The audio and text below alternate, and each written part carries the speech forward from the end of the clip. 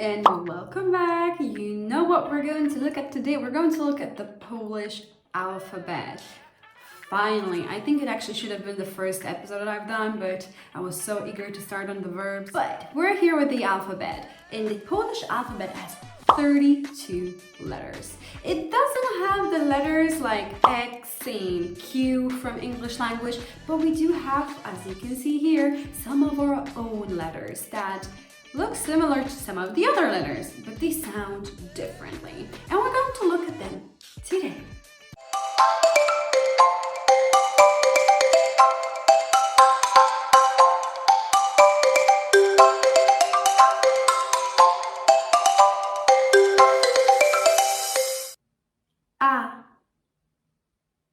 Aparat, agrafka,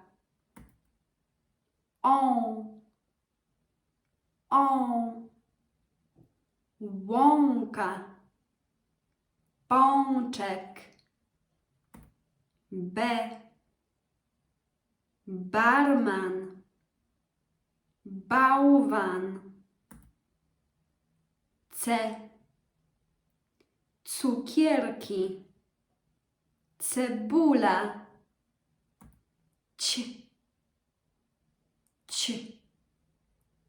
ćma, ćwierć, dom, drabina, elektryk, Egipt, sęp, gęś, fabryka, foka,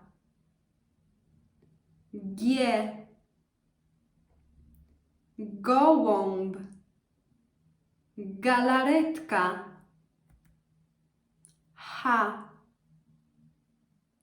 helikopter, harcerz,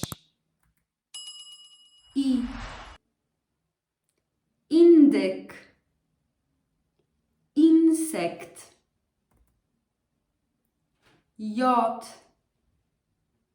jagody, jajka,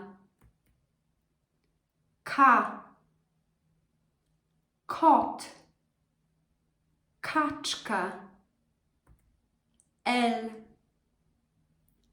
lustro, lusterko.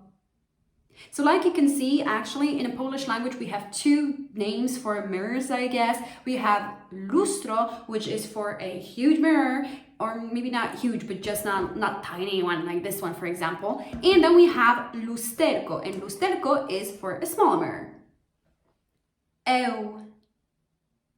Ławka, łyżka, mama, małpa, niebo, namiot, koń, słoń. So this is another Polish letter, and the first thing you need to know about this letter, there is no words that start with this letter. This letter only exists in the middle of the words or at the end of the words. End of story. Oko, oczy, ósemka, ołówek. The only thing you really need to remember about this letter is that it rarely starts the words, and the few words that it starts, they're quite advanced. So you're not going to know them for a long time, okay? Because you can get by without them. And mostly you will see it in the middle of the word because it is never at the end. Parasolka, pies, róża, rower,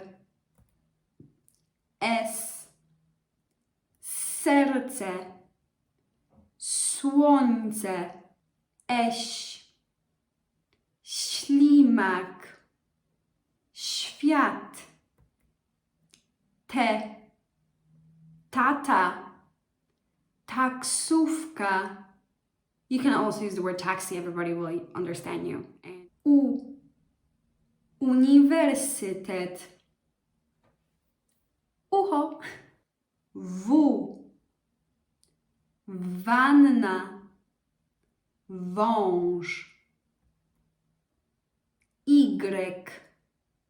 grzyby, cytryna. The thing you have to know about the whiler in Polish language is that it doesn't start any word. It is mostly inside the word or at the end of the word, never at the beginning. And if you see any word at the beginning, it's because it was borrowed from the English language. Zamek, zając, rzet, żaba, żółw,